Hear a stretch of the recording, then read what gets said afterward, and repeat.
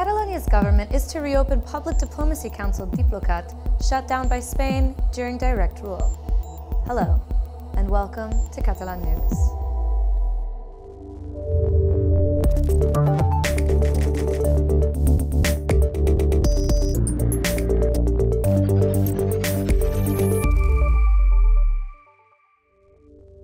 Reverting the effects of direct rule is one of the top priorities of the new Catalan government. And today, the cabinet made a relevant step towards that aim. It will reopen the Diplocat, the public diplomacy council shut down by Madrid the very same day that direct rule was applied in Catalonia. The Catalan cabinet said the move was illegal and vows to take action to undo it. This on a new day that saw new searches in Barcelona by the Spanish police over the independence referendum. Today, we also see some promising news for Catalan infrastructure in terms of economy and environment. The Catalan government is committed to dialogue and negotiation to solve the current political crisis. This is the main message in a letter sent by the Catalan president to all European leaders, the first of its kind. Torra didn't miss the chance to go through the current atypical circumstances in Catalonia. The country is just recovering its self-government after 7 months of direct rule, and the new cabinet is focused on stopping some of its effects. Diplocat used to be the crown jewel of Catalonia's foreign policy. A public-private partnership employing some 20 people, it became one of the first victims of Spain's takeover following a declaration of independence. The institution was effectively shut down in April, while the Catalan government was still under Madrid's control. But now that direct rule is over and pro-independence parties are back in power, they're fighting back. The institution's former employees have welcomed the move. It is an act of justice that Diplocat can come to life again, as its liquidation had no juridical basis and it was only a political decision by the Spanish government. The Spanish government was not qualified to shut down Diplocat, as the only body entitled to do so is the institution's plenary. That is according to the Catalan government. How long it will take them to restore the institution is not clear. In the meantime, they're not abandoning foreign policy.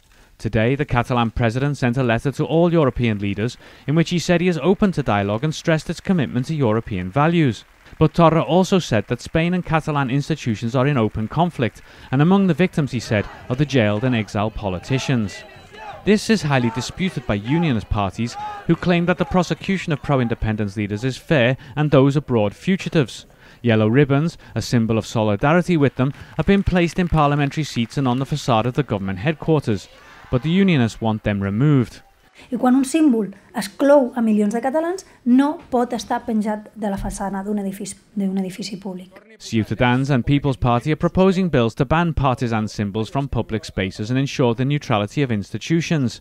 Yet, with pro-independence parties holding a majority of seats in Parliament, their chances of succeeding are scarce. Also today, a new Spanish police operation was launched regarding the independence referendum. Several buildings were searched and one official arrested. The Catalan Economy Department was, for 6 hours, one of the offices searched. The head of its technical section was then brought to a police station and questioned. The Statistical Institute and the Telecommunications and IT Center also got visits from the police, as well as the building of the Mediapro firm. The officers were looking for details on the vote preparation in an operation ordered by a Barcelona judge. The Catalan government pointed out that it's not the first time that such raids coincide with major corruption case verdicts in Spain. Today, the King of Spain's brother-in-law was sentenced to 5 years and 10 months in prison in a reviewed verdict. The ship stranded in the Mediterranean with over 600 refugees on board now has a destination: Valencia. It's been 3 days of uncertainty after an NGO boat rescued the refugees. They intended to dock in Italy, but its new government rejected it. With nowhere to go and every day bringing more precarious conditions, Spain offered the port of Valencia, south of Catalonia, as a destination. Doctors Without Borders said the journey could be unsafe, but they're ultimately undertaking it, transferring refugees to 3 different boats. Many cities and governments offered to host the refugees, including Barcelona and the Catalan administration, but they are all expected to stay in Valencia. Still on ports, but now related to the environment. The dramatic increase of cruisers and vessels containing goods in the port of Barcelona has raised concerns in the past few years. The push for the economy means a blow to the environment, some claim. And today we learned of an initiative to cut down on this side effect. With increasing economic activity comes greater responsibility, especially when it comes to reducing emissions.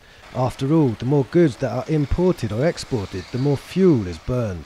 And this is the case for the port of Barcelona, a hub of endless activity. Traffic at the facility increased by 26% throughout 2017, making it the fastest growing port in Europe. This trend has continued this year, but more traffic can mean more pollution, especially when diesel is involved.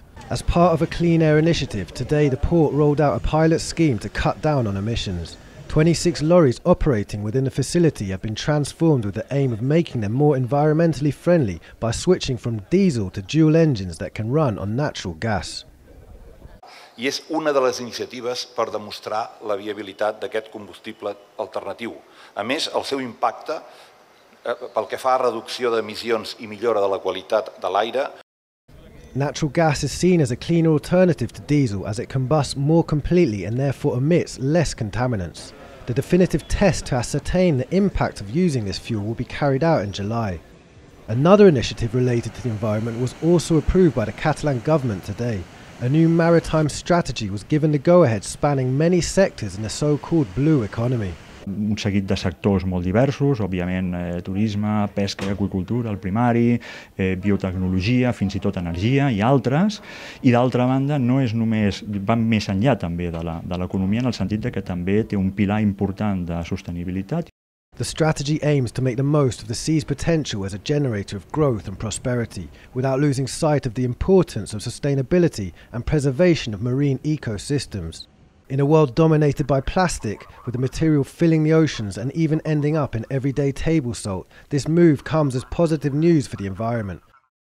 Another key infrastructure in Catalonia is Barcelona's airport. And like the port, its activity is picking up more and more. Yet again, it broke its record in May in terms of passengers. 4.5 million people departed from or landed at the airport last month, which means 5% more than in the same month last year. This despite a number of Vueling flights being cancelled in May. So far, more than 18 million people have used the infrastructure since the year started. Smaller airports in Girona and Reus were also on the rise in May compared to 12 months ago. Moving on to culture now. Of all the breathtaking natural landscapes in Catalonia, Montserrat, translated as Serrated Mountain, is perhaps the most renowned and unique. The monastery inside is a religious landmark, but did you know that Antoni Gaudí also had a hand in renovating the basilica? A mountain, its upwards reaching peaks resembling a nearly man-made structure, but entirely the product of nature and the passing of time. This is Montserrat, one of Catalonia's most iconic landscapes, but not only is it sought out for its peculiar rock formations, it's also a spiritual destination. Inside, isolated from the world, lies a Benedictine abbey still used as a monk retreat to this day. Its ornate basilica dedicated to the Virgin Mary, drawing visitors and pilgrims from around the world, is the product of years of work. And, as a new exhibit shows, it even has relationship with Antoni Gaudí, who was a devout Christian. És una relació de devoció d'en propi Gaudí amb Montserrat, especialment de veneració a la Mare de Déu. Això es podria concretar a la seva pertinença a la Lliga Espiritual de la Mare de Déu de Montserrat. The exhibit dedicated to the 19th century restoration of the facility includes the participation of Gaudí, then a student. And were it not for a strained relationship with the person heading the project, the contribution to this celebrated modernist architect might have been even bigger. With or without Gaudí, Montserrat stands tall in Catalan culture. It was the first national park in the country, appearing in literature, artwork, music, and used as a popular name for women. Columbus named an island in the Caribbean after it, and some even believe it hides the mythical Arthurian Holy Grail. Nowadays, Montserrat remains source of fascination for pilgrims hoping to see a miracle, climbers and hikers seeking adventure, protesters fighting for a cause, and for just about anyone looking to enjoy a breathtaking landscape. It's only 2 days to go until one of the most popular music festivals in Catalonia, Sonar. As electronic music lovers are still counting down for Sonar to come, today they got a quick taste. An installation in Barcelona's town hall was unveiled this afternoon. Developed with a laser, it uses a tri-dimensional interaction between sound and light to tackle intimate relationships between bodies. Barcelona Mayor Ada Colau had asked the festival to kick off right in the heart of the city. As summer approaches, so does the grape harvest in Catalan vineyards. In a couple of months, they'll be ready to pick and to turn into wine. And for this year's harvest, the Torres winery will use a particular cellar for the first time. It's new, but in a house dating back to the 18th century. As we reach the end of our show, we'll leave you with footage of this cellar and the vineyards surrounding it. Enjoy, and we'll see you tomorrow.